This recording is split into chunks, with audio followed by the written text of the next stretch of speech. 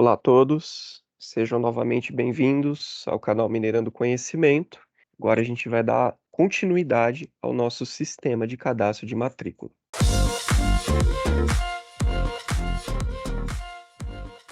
Bom, galera, então nós paramos aqui na criação do nosso formulário de aluno, certo? E agora a gente precisa aqui, ó, criar esse arquivo, né, que está disposto aqui na Action do nosso formulário, né? Então a gente especificou que esse formulário de aluno, quando eu clicar no botão, ele vai mandar esses dados aqui para esse arquivo aqui, né? Esse processaluno.php. Então a gente precisa criar esse arquivo agora que vai receber esses dados do formulário. Então aqui no nosso projeto, na frente do nome do projeto, a gente vai clicar novamente aqui em New File e eu vou criar o nosso processaluno.php, certo?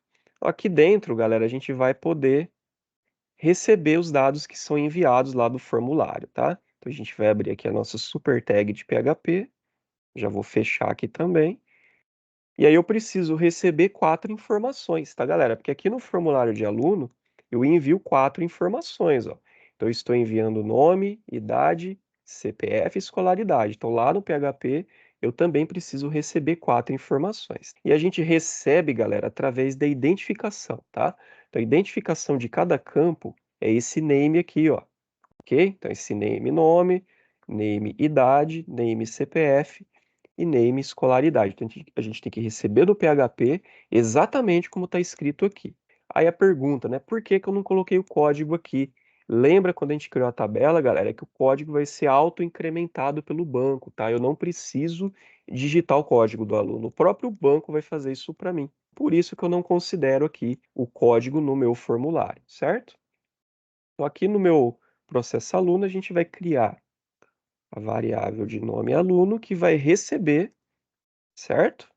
E eu recebo, pessoal, pelo método post. Por quê? Porque aqui no aluno, no formulário, eu envio pelo post, certo? Então, se eu envio pelo post, eu recebo também pelo post.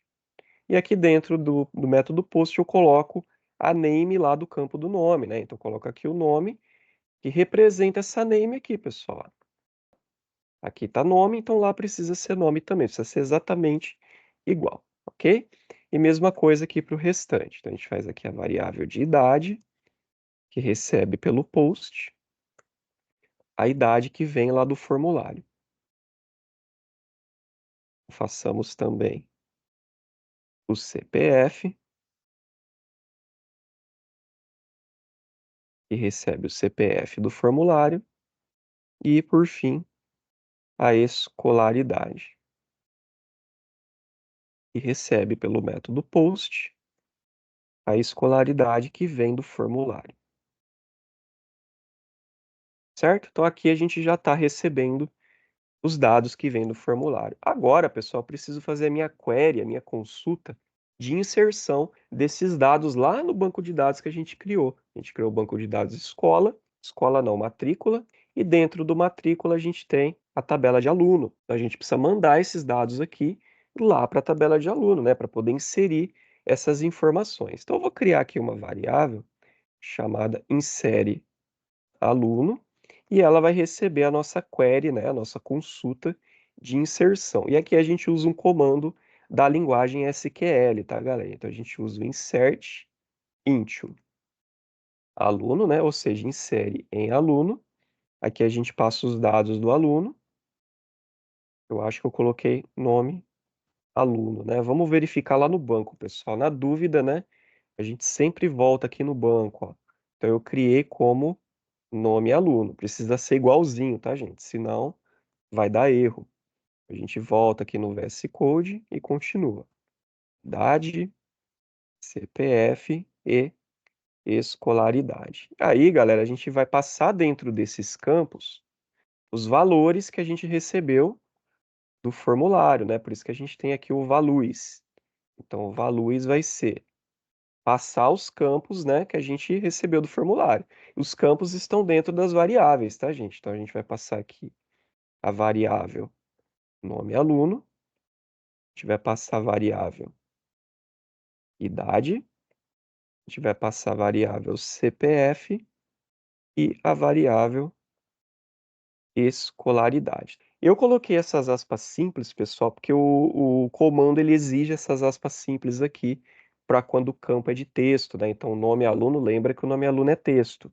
E o escolaridade também é texto. Então, eu coloco aspas simples nesses dois campos, ok? Idade e CPF não precisa, porque são campos numéricos. Então, esse aqui é o nosso comando de inserção, tá, pessoal? Então, com isso aqui, a gente finaliza o nosso processo aluno.